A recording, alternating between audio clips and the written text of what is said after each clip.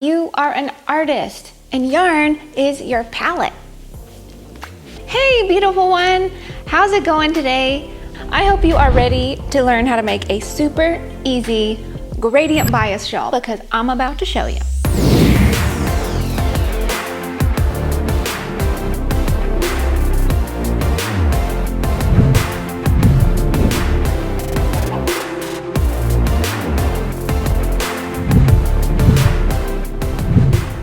So this pattern is called the palette shawl, and I'm going to show you a couple different versions of it. This version uses our pearlescent worsted weight yarn, and I wanted to show you what that looks like using 5 different colors. I opted for pastels in this one. It fades from this really pretty cream into a pale yellow, shifts into pink, and you can see we're just doing big color chunks. And then this beautiful green, like a nice minty color, and then blue. This one features our Sparkle Dk weight yarn, a gradient set, fading from this really cool foresty green into the teals and finally into midnight blue. You can see the gradient set we used here. They are each a distinct color, but they're super close so that when you start with one and work through all the other colors, you get a really subtle gradient shift. This is a bias shawl, so you're actually working like this back and forth, and so the colors are gonna slant automatically as you work your project. Different things to consider when you're making your version of this. If you want, you could use this as a great stash busting project. So all those little tidbits, the odds and ends, the little leftover balls, the single skeins that you just had to have but now you're not sure what to do with, this is a perfect project to use those up. Another thing is you can really use any type of yarn weight or thickness that you would like in this shawl. You don't have to just stick with DK or worsted. So if you have some fingering weight lying around or sport weight, feel free to use that. Just adjust your needle size and you'll be good to go. You can also make this any size that you want. You can adjust the length, make it shorter, longer. You can adjust the width as you see fit. Very easy to adjust. Another thing to keep in mind is that although we used one skein and then switched to the other and switched to the other and did big color blocks like that, you don't have to do that. You could do small stripes. You could do 1 or 2 rows of each color or 3 or 5 rows. You can jump around. You can make the whole thing in a solid color if you want. It is totally up to you, so feel free to customize that as you see fit. I call this the palette shawl because I want you to express your inner creativity. Whether you realize it or not, you are an artist and yarn is your palette. So in this shawl, just go crazy and express yourself. Use whatever colors you love. Do whatever lights your heart up and make this all about you because you are a unique expression of the universe and this shawl is going to be your unique expression. So let's delve right in. I'm going to show you how to work this pattern. If you do prefer the written version, if you like that type of thing, you can get it at expressionfiberarts.com. I'm also going to put the direct link to it in the description box below for you. I'm going to be demonstrating today with DK weight yarn and a US size 8, 5.0 millimeter circular needle. For the sample shown, we cast on 120 stitches using the long tail cast on method. You'll just need any multiple of 4. And to speed things up today, I'm just going to do 20 and make a little thin version.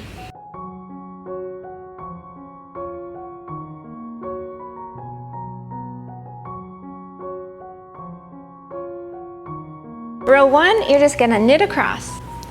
Go ahead and knit every stitch on this first little setup row here, all the way across. Now, another option for this shawl, if you prefer, instead of just knitting 1 row, you could knit several rows. Whoops! Knit several rows and create a garter stitch edge on this side. Totally doable. That'll prevent any kind of curling.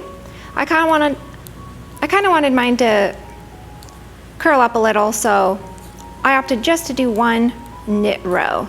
And then we're going to jump right into the rows that you repeat to create your shawl. Row number 2, what you're going to do is knit 6 stitches, then you're going to work a yarn over, then the part that you repeat across is knit 2, yarn over, knit 2 together. So work that all the way across, that series of stitches, till you have 6 left. Then you're going to do a yarn over, knit 2 together, knit 2 together, knit 2. Okay, let's go ahead and do that. Begin by knitting 6. So there's 4, 5, 6. Then work a yarn over, and this is an increase. Okay, then the part that you repeat across is knit 2, yarn over, and knit 2 together.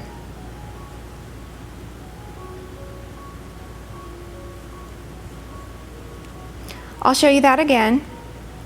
Knit 2, 1, 2, yarn over, and knit 2 together. And that's just where you stick your needle into both stitches and knit them together.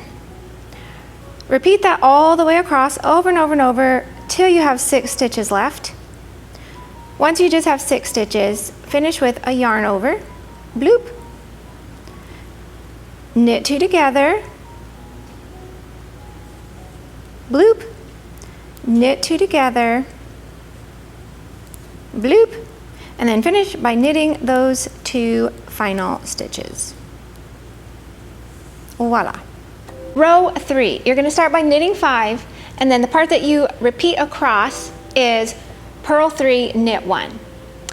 When you get all the way to the end and there's only 7 stitches left, purl 1 and then knit 6. Go ahead and get those first 5 stitches knitted. 1, 2, 3, 4, 5. Then you repeat across your row, purl 3, knit 1. Purl 2, 3, knit 1. I'll do it again. Purl 2, 3, knit 1. When you have 7 stitches left, what you're going to do is purl 1 and then knit the remaining 6 stitches.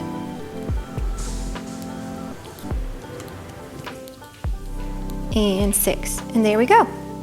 Okay, you're just going to repeat rows 2 and 3 until the shawl is as long as you like, and then just remember to change colors as you see fit, and when you're all done, bind off with whatever method you choose. Something to keep in mind, the rows that you're working, since you're working on the bias, are going to be a lot longer than the actual width that your shawl ends up being. And that is the pattern. It's super easy.